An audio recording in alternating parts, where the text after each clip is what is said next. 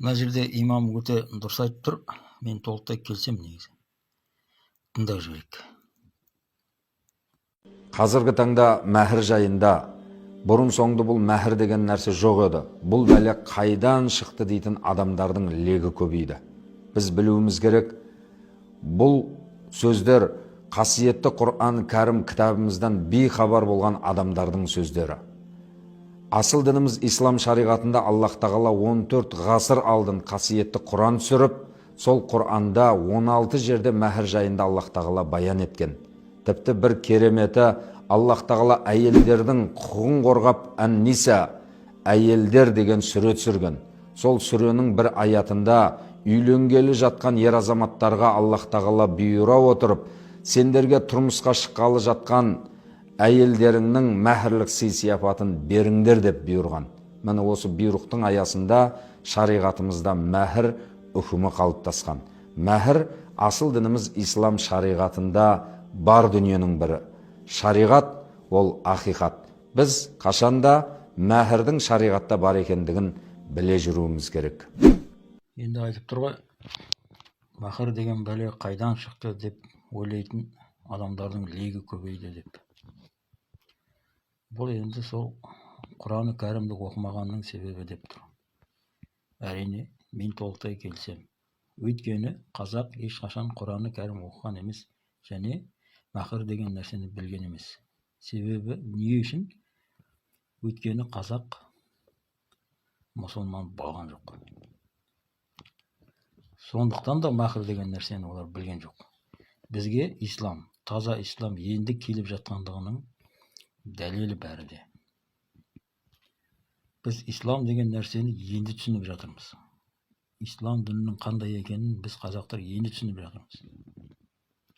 Оның ішінде біз әлі білмейтін нәрселер өте көп. Бұлар айтады ғой жаңағы, қазақ деген әлмісақтан мұсылман, немесе 8-ші ғасырдан бері мұсылман болған. Сонда да біз араб болмай келе жатырмыз. Енді неше түрлісі бар ғой енді. Бұның бәрі өтірік. Оны өздерің зерттеп алсаңдар болады. Оны мыжып отырып берудің, қайта-қайта мыжи берудің қажеті жоқ. Қазақ әрине білмейді. Өйткені қазақ мұсылманшылық шарттарын көп ұстанған халық емес. Өйткені далалық көшпенді халықтар шариғат бойынша жүрген жоқ. Сондықтан білмейді оны. Есесіне қазақта қалың мал деген бар. Қалың малды біледі, қазақтың дәстүрлерін біледі әрине. Бірақ мәһірді білмейді. Себебі ол исламнан хабары жоқ еді да, сондықтан білмейді ол. Сосын тағы бір нәрсе, мына парсылардың мехрибон сөзінің мәһір сөзіне қаншалықты қатысы бар екендігін бір талқылау керек негізі. Парс тіліндегі сол мехрибон сөзі енді қазақ тілінде енді жанашыр адам дегенді мағынасында келеді енді. Бұл сөз өзбектерде де бар. Қамқоршы деген мағынада сондай да келеді енді. Сонда мағынасы сондай жалпы айтқанда.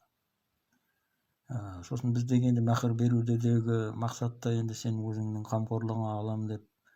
Бұл жерде де ұқсастықтар бар.